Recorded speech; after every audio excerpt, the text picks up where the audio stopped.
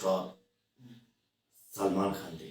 యాక్చువల్గా డైరెక్టర్ వచ్చేసి Murugadoss, Tamil director and అదే south Indian director. But south north అని నాకేం ఫీలింగ్స్ లేదని వాళ్ళందరూ అలా చెప్తారు కాబట్టి నేను చెప్పాను.